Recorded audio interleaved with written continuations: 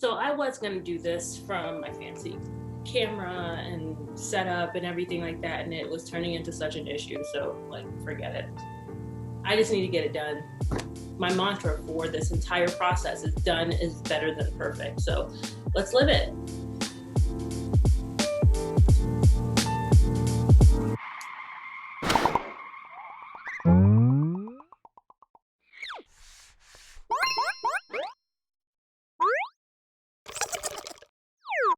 Okay. My name is Maisha Alexander, also known as the Rockstar Anthropologist, and if you don't mind, I thought we'd have a little bit of a story time right now. So I got some coffee, I got some water. Why don't you pause if you want to, and grab something to drink, maybe a little snack, and let's talk. I have a few degrees along with some experience in field school, et cetera, that pretty much say that I'm trained as an anthropologist, but I also have loads of training and experience as a creative. I'm for sure like a lifelong learner, definitely 100% a nerd. I somehow managed to turn all of my interests into a science and anthropology blog for non-scientists called the Rockstar Anthropologist, and this is pretty much what I'm known for. So this blog, along with some lessons that I learned while I had the opportunity to work for some of the top science museums in the US as an explainer and as a guide, led to the Rockstar Anthro Mobile Bone Lab. It's a mouthful, so I hope that came out correctly. Anyway, the Bone Lab is a hands-on anthropology and archaeology lab that I would wheel into classrooms and community centers around New York pre-COVID that would pretty much provide an interdisciplinary science experience that let kids try and solve a case using real anthro techniques that we use in the field. I always put together a case that was hyper-local or that had hyper-local history included. I use really awesome props. So this year would have been the 7th year, or I think this year would have been the 6th or 7th anniversary of my very first mobile bone lab that I did for the oldest school in Brooklyn. For a long time, people kept trying to get me to pursue some aspect of the blog and the mobile lab experience as a YouTube channel. I really wanted to, but there were several challenges that I was having trouble working around. And the first one is the Bone Lab as a talking head experience didn't really feel fun or engaging. Like try it. Like, is this fun? Just watching me hold this? It's not fun because you're not touching and feeling. There's no tactile experience that's going with it. You're not, Anyway, so that didn't seem like fun. I thought about animation, but animation can be really expensive, and I fund these projects myself, so I just moved on to the next idea. Number 2, I didn't want to do it just to do it.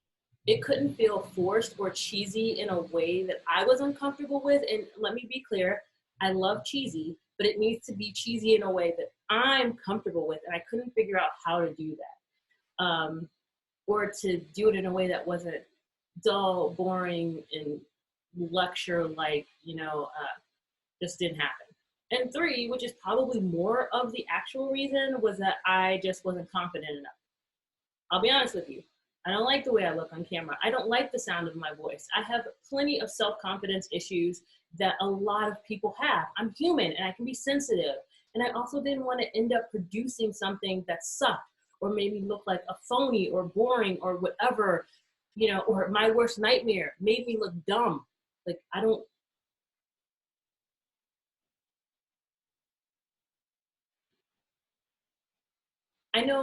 know so many people have these types of concerns and worries, and I know that I shouldn't compare myself to others, like you shouldn't compare yourself to others, but I really wanted to do something that my friends and community that have supported me through the years would also be proud of, right? And somehow I set a really super high bar for myself, like super high, by accident on purpose. Like, this is intimidating. Factor in that I'm a textbook introvert, a recovering shy person, and totally uncomfortable with being the center of attention with people that I don't know. Actively putting myself in front of a camera gave me that I'm gonna puke feeling. All right, back to what I was saying. So if this is all the case, then how did we get here now? Practice makes doing things a little bit easier.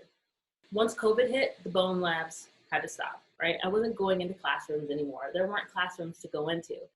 People started getting really creative with virtual engagements, and they started to reach out to me in ways that I didn't expect. And I was having a lot of fun with it. I started being invited to talk about science communication, content development, and storytelling in places that I didn't imagine, like major corporations, tech companies, and Google events even. And I was asked to teach these techniques to entrepreneurs and artist communities, salespeople, retirement communities, and like other places that were just starting to blow my mind. And people were just home thinking about ways to be more interesting, and just random people wanted to come and join in and take a class with me, and I was just like, whoa. So first off, my comfort level being on camera grew, but also I realized that I had amassed a pretty eclectic mix of skills and creative strategies and data and tools over my many years of existence. And finally, an idea kind of landed into my mind palace that aligned with my SciComm goals and got me excited, and also felt like it worked best in a visual medium. And so Science And was born. Science And is a series where I chat with scientists and people trained in STEM careers about their expertise and hobbies, mostly outside of STEM and traditional science careers and labs and things like that. For example, a cytogeneticist turned CEO, a biological anthropologist who is also a beauty tuber, a cancer researcher who's a published poet, medical students and professors who are also TikTok stars, and the list is growing. When I started the Rockstar Anthro, I wasn't looking just to share science and culture. I wanted to create connection and shared experience and highlight how the science and the culture of a thing, a person, a place, or an event can be exciting and familiar and provocative and crucial to the development and maintenance and the transformation of our world. That's storytelling. Storytelling with a purpose and storytelling with grit.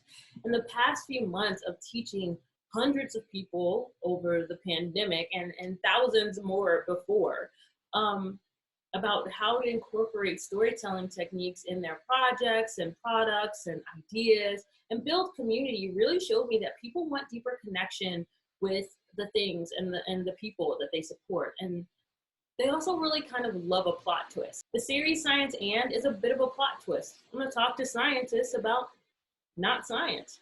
Although maybe the scientists, there's always like a bit of science. And I'm super excited to be able to bring this to you, warts and all. So here's the deal. I have no idea what I'm doing. I have no idea how it's gonna turn out, but I'm excited for this adventure, and I'm hyped to chat with these incredibly cool people. And I am continually grateful for the support, your support, that gives me the courage to be bad at something new again. 6 episodes of Science And are on the way, along with some other video content about my process behind the scenes and hopefully a little more. I hope it's all fun, starting in just a few days. Ready or not, let's go. You can't say that without laughing.